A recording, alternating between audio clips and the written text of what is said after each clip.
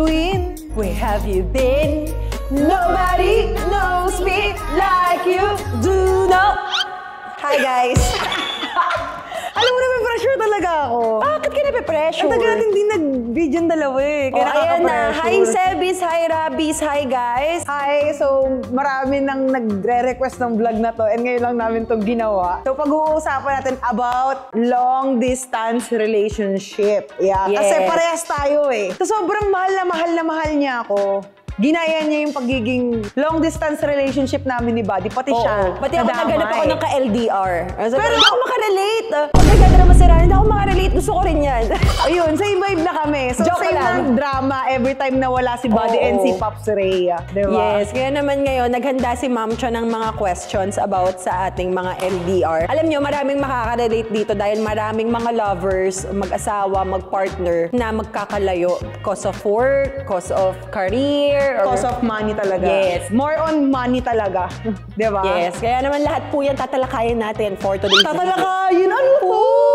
Masyadong malalim yun, sis. Yes. So ayan, isa lang masasabi namin. Yung vlog ko. Ewan ko nga eh. Isa lang masasabi namin. Arap na. Okay. Manggagaling yung question kay Ma'am Chalantis. Siya ang magbibigay ng question sa atin. Lagi naman eh. Siya lang lagi nagtatanong sa atin. Tsaka siya lang din lagi nag-i-stay sa atin. Tsaka yung naghahanda ng mga vlogs natin, ganyan. Kaya thanks to you, Ma. Well, love you, so Ma. much. Love you guys. Let's start. Okay. Biggest question. Anong mga adjustment ginawa niyo when it comes to long distance relationship? Dahil mas matagal kang LDR, mauna ka. Ikaw na. Ikaw na, bago Guest pa lang sa ako channel ko eh. Magagaya nga ako eh. Manggagaya. Ikaw na. Ang channel ko. Pansan kambal kami. Yes, kaya nga twin yung intro natin. Dali na, ikaw na. Ano yun ulit? Adjustment. Adjustment? Siguro number one, time. Kasi hindi naman kayo parehas ng time. Lalo na kami, hindi kami parehas ng time. Salungat talaga kami. Like, yung tanghali sa akin, gabi na sa kanya. Ganun, time talaga. Kasi magpupuyat ka, gigising ka ng 2 Para lang a.m., 3 makapag-usap. a.m. para makapag-usap lang. Ayun yung malaking adjustment para sa amin talaga, time. Kasi kailangan mo ng communication eh. Ayun ang hindi pwedeng mawala sa long distance relationship talaga. Uy, akala mo naman talaga. Nakikipag-usap siya. Okay, ikaw naman. Ako ba, ano bang adjustment ko? Siguro yung pinaka-adjustment ko is, hindi siya adjustment talaga eh, compromise siya eh. Na every other month, sinusubukan kong lumipad papuntang Japan. Kasi hindi naman kami parehas ni Rana. Yung LDR nila is time yung mahirap. Sa amin naman, 1 hour lang naman yung difference ng oras ng Pilipinas sa Japan eh. Yeah. So, ang compromise ko talaga, yung mapuntahan ko siya kapag may mga free days ako. Dahil mahirap eh. Ayun ngayon, alam mo, ayun yung iniisip ko talaga, grabe. Ikaw, nakakapunta kay Pops Ray sa Japan anytime, kapag may free time ka. Pero yung sa amin kasi, dahil US, 22 hours yung biyahe. So, mahirap talaga di ko kaya pumunta. yun. And mas mahirap yung stage ng long distance relationship namin compare sa inyo. amin. Yes. Mas swerte pa ako kasi nasa Asia lang din si Daddy Ray. Pero mahirap siya. Mahirap talaga. And kahit na linggo mo pa lang hindi nakakasama, namimiss mo na, gugustuhin mo na pumunta agad, ganun. Ako may mga ganun ako. Actually, pag may 3 days lang akong 2 days, sumilipad ako agad. Wala pa akong 48 hours doon, bumabalik ako pero agad. kasi ang kinagandahan yung dalawa, give and take kayo eh. Kunyari si Pops yung may free day off, siya yung nakaka-uwi. Ikaw kapag may day off ka din, ikaw yung nakaka-uwi sa Japan. So sobrang compatible talaga yung kayong dalawa. Ay, salamat talaga. Lord, huwag niyo po kami pababayaan ni Ray. Hindi po kami Mahirap to para sa mga walang pera. O hindi Alam nyo, hindi naman porket may pera ang isang tao hindi nagkakaroon. Ako kasi kahit may pera ako, ang iniisip ko is yung pagtatabi pa din. Kasi ngayon may pera ako, paano in the next year, hindi na ganun yung income na pumapasok sa akin, mahirap din. So, Mahirap siya i-maintain din. mahirap i-maintain. Talagang prayers lang at saka hard work ang kailangan. Paano or anong ginagawa niyo motivation and stay inspired kahit malayo mo? Siguro yung motivation ko is magaling kasi si Daddy Ray eh. He's a active person. So motivation ko yung pagiging ganun niya. Na hindi ako pwede tamarin. Kasi masipag yung partner ko eh. Kapag masipag yung partner mo, tapos tatamad-tamad ka, maiiwan ka. 'Di ba? So magandang motivation din yung ginagawa niyang lifestyle at trabaho niya doon para sa akin dito na lalo kong galingan. Oo. Ang pinaka-motivation ko talaga, pagiging nanay. Mas nagiging focus ako kay Nisha, lalo sa mga therapy niya, like yung mga needs niya talaga. Parang nabibigay ko siya ng buo kapag malayo si Buddy. Like, focus talaga ako sa kanya. So yun ang motivation mo. Parang wala si Buddy dito. Kapag kailangan mas doble ka. Oo, as doble parent. ako kasi wala yung daddy niya eh. So, kailangan mommy and dad ako eh. Mom and dad yung ginagawa ko. Yes, exactly, baby. Since long distance na, pumapasok pa rin ba yung selosan since malayo yung Actually ako, hindi. Kampante ako eh. Kampante ako sa partner ko, sa asawa ko. Sobrang kampante ako kasi Lugi ako dito buo talaga yung trust ko kasi sobrang tagal na namin. At the same time, sobrang bait talaga ni TJ. Wala akong masabi. Sa pagiging asawa, sa pagiging tatay, wala akong masabi. Hindi ako basta-basta nagsiselos. Tsaka hindi siya gumagawa ng Way para ikasasakit ko. magselos. O jealous ko. Sabi ko, lugi ako dito. Ang dami ko tres issues sa buhay. Kahit walang ginagawang masama yung partner ko, TH ako. Alam niyo din naman yan, open book naman din yung setup ng buhay ko, ng relationship ko, kinuwento ko din naman yon. And actually, yung pagsaselos ko naman, more in comedy. Hindi siya yung selos na toxic. May mga selos toxic kasi na pagmumulan ng away. May mga selos na cute at nakakabad. Cute mo. Kagabi lang, di ba? Nakakatawa yung story kagabi, kwento ko Kasi lumabas si Ray, bumili siya, pinilit ko siya, sabi ko kumain ka. Kasi namamayat si Ray, binahabol niya ata yung katawan ko, gusto din niya magpapayat. Hindi ako sanay. So lumabas siya, paglabas niya. Sample lang to ng mga mga kasirauluhan kong pagseselos Lumabas si Ray, sabi ko kumain ka na, pinilit ko siya, di lumabas siya. Paglabas niya, nakangiti siya sa counter, magka-video call kami. Tapos salita yung Japanese na babae. Tapos yung boses, ganon. Tapos si Ray, nakangiti. Sabi ko, babae yun na. Tapos sunod-sunod yung salita. Yun pala, iniisa-isa yung mga binibili. Sabi ko, sino yung kausap mo? Bakit nakangiti ka dyan? Sabi ko, hiningitian mo na yung mga kahera. Siya nagpumilit sa partner niyang lumabas. Tapos kayo, siya rin gagawa ng away. Ito nga yung mga hindi siya yung toxic. Parang natawa lang si Ray. Sabi niya, mahal mo nga ako. Sabi niya, Bel, matanda yan. Matanda pala yung nagkakahera kasi hindi ko naririnig. Siya lang yung nakatos nakangiti siya. Kaya pala siya humingiti kasi matanda yung Bakla, nakakaloka ka. Nakakatawa. Hindi naman siya kumbaga sabi ko, sino kausap mo? Humingiti-ngiti ka pa. Gano'n. Sabi ni Daddy Ray, mahal mo nga talaga ako. Sabi ko, diba, baliw na baliw ako sa'yo. Yung mga ganung senaryo lang. Pero hindi ako nagkakaroon pa ng one person, tapos nagselos talaga ako. Nag-away kami dahil nagselos ako doon. Hindi pa talaga. Ang suswerte natin sa mga partner natin kasi hindi sila gumagawa ng way. Yes. At saka tawag dito, ang sarap nung feeling na kapag may nagtatry, lumapit sa mga partner natin, tapos yung partner natin yung mismong nagsasabi na ina-approach ako ni ganito, nag-message si ganito, nilike ni ganito, finalo ako ng babae, may ganun si Ray, kapag may nagpa-follow sa kanya, may suso, malalaki, ganun. Alam nyo na! Ako. Huwag kayo mag-follow kay Ray, ang ginagawa ko, kayo. ang tinitignan ko kapag nag-message yung babae, kapag hindi nag-message yung babae, hinahayaan ko lang. Pero kapag may message yung babae, may mga hi baby, ganyan, binablock ko. Sinusumbong naman kumbaga, nire-relay sa akin ni Ray lahat. Huwag na kayong sumubok. Iba-block kayo. Mabait yung partner. Masarap yung mabait yung partner mo. Wala kang stress. Tsaka walang takot na may tinatago ba siya, ganyan.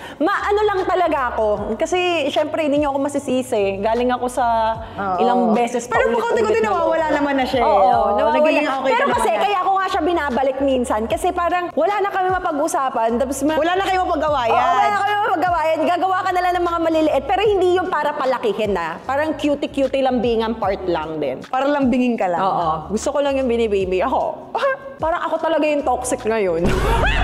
Ay! Hindi ba? Ikaw na sumagot yan, girl, May boundaries ba and need ng space? Minsan kailangan mo ng space. Kahit na hindi naman kayo magkasama sa araw-araw. Oo, kailangan mo ng space. Pero boundaries, parang hindi pwede. Kailangan open kayo parehas Ano ba tawag doon? May tawag doon Kailangan open talaga kayo. Kasi kung hindi kayo open na dalawa, hindi mag-work yung long distance. Yes, exactly. Diba? Agree. Pero yung boundaries, ayan nga.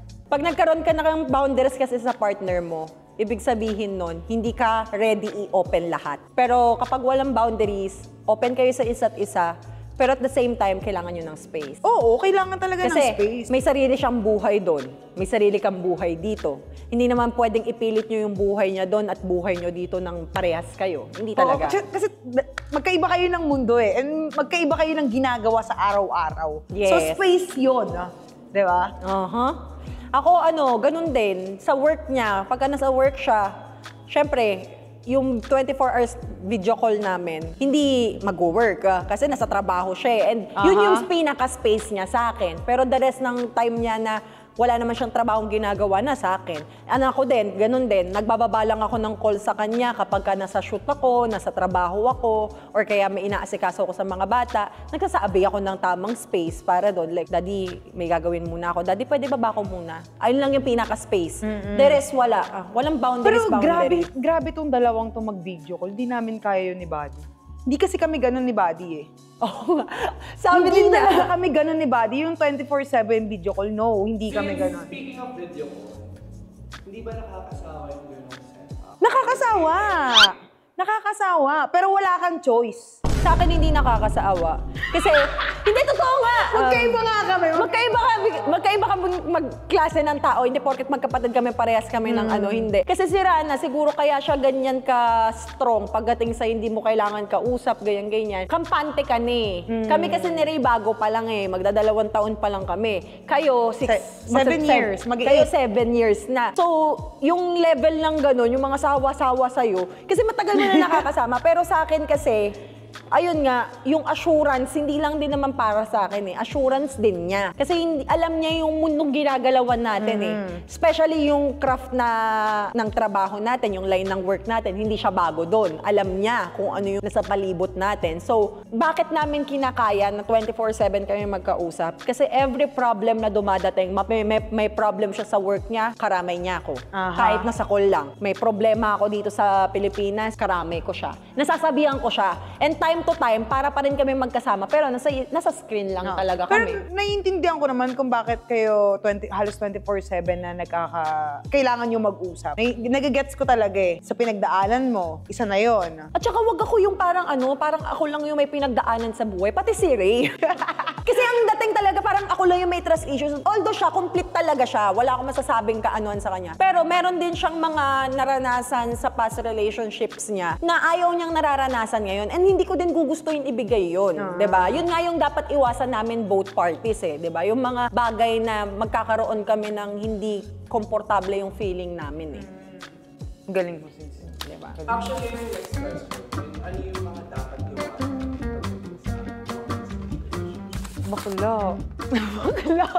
Ayun nga, yung hindi kayo nagkakausap. Oo, yung hindi talaga, dapat mag-usap talaga kayo. Kasi dumating kami sa point ni Buddy. Eto na talaga. Spill the tea! Okay. Gusto ko i-chika mo sa kanila, hindi sa akin ka lang nagrarant.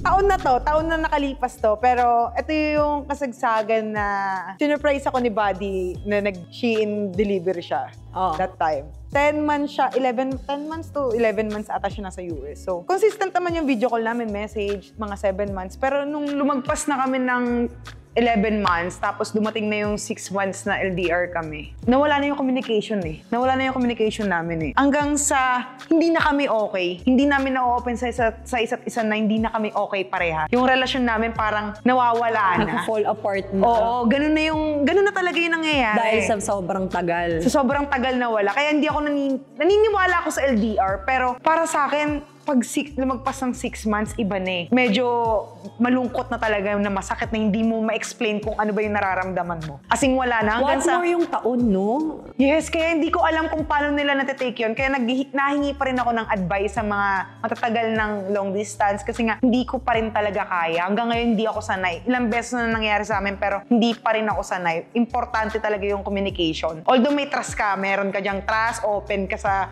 partner mo, pero yung communication pag nawala yun, masasayang yung relasyon nyo. Ayun yung ayun yung thinking ko, ayun yung na-feel ko. Sabi ni Daddy Ray sa recent post niya, say no to short-term pleasure.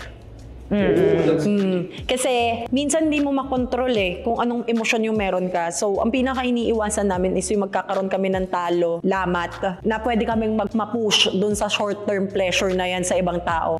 'Di ba? Hindi lang sa kanya, pati sa akin. Kasi may mga makukulit talaga na lalapit-lapit pa sa'yo kahit alam na nasa relasyon ka na. Tapos, nasa sa'yo yan kung mag-yes ka or mag-no. Kung bibigay ka ba? Kung bibigay ka or hindi. Kaya yun ang pinaka-perfect iwasan. Say no to short-term pleasure. Yes!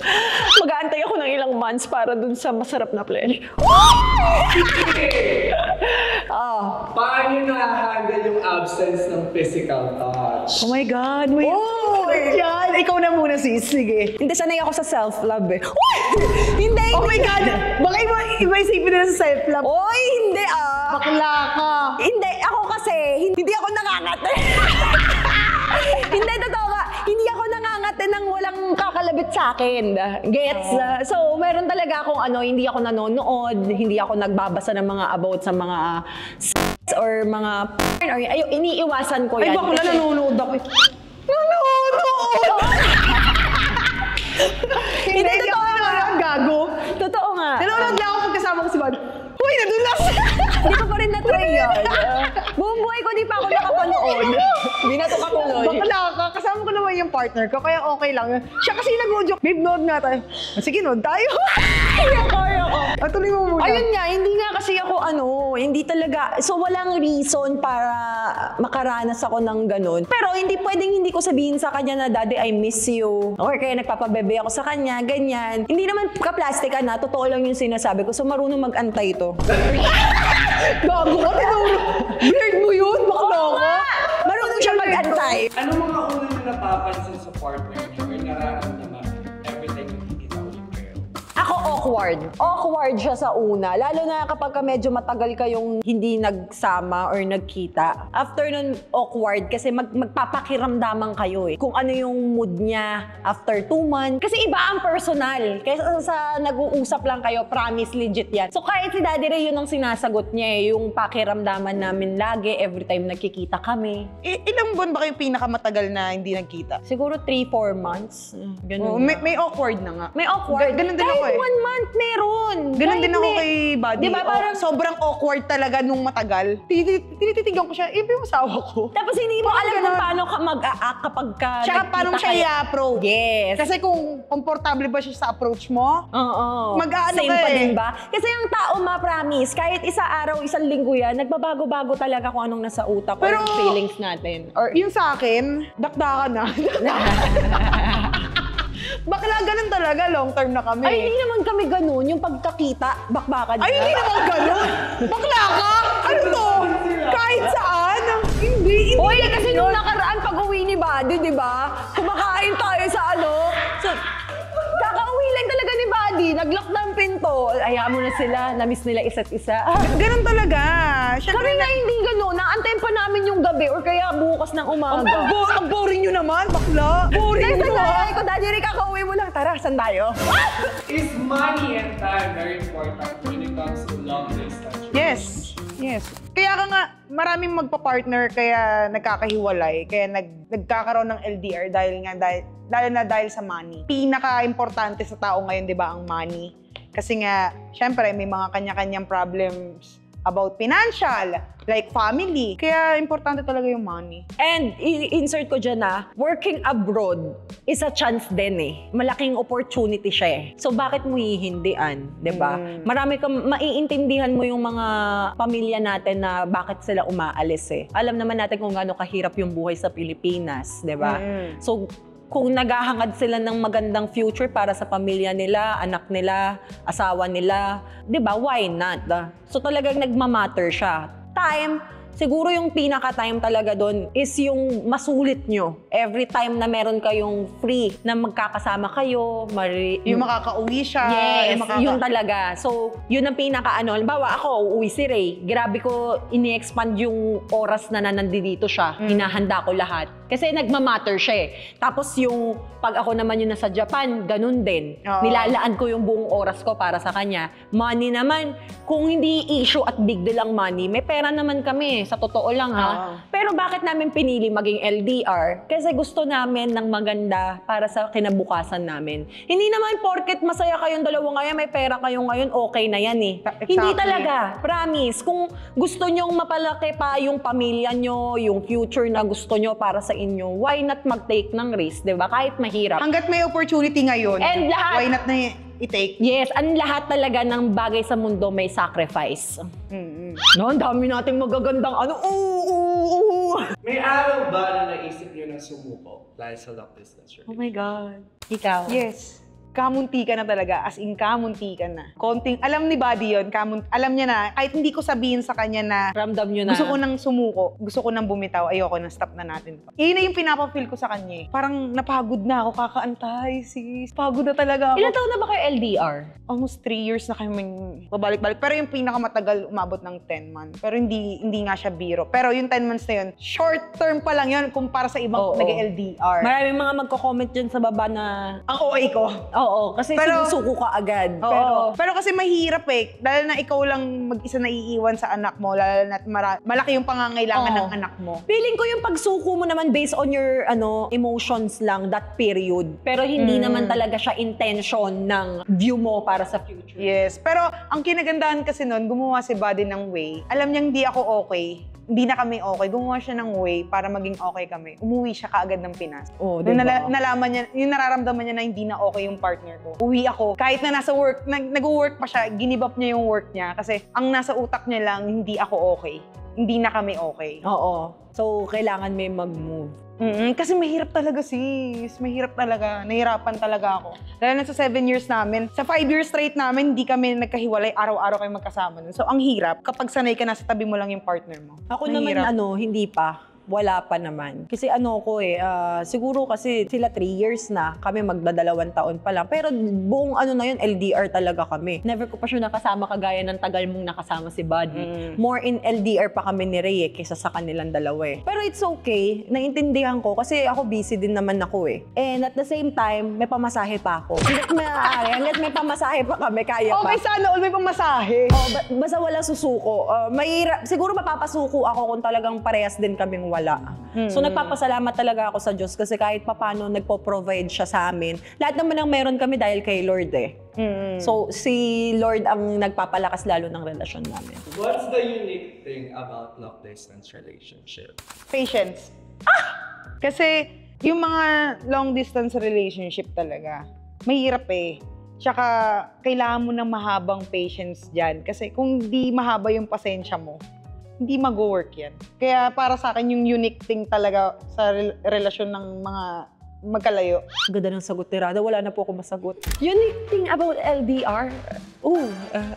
Thank you for that wonderful question. And I thank you. Wala na akong masagot. Tama naman kasi si Rada, patience eh. And siguro para sa akin kasi first time ko to eh. So bago pa siya sa akin.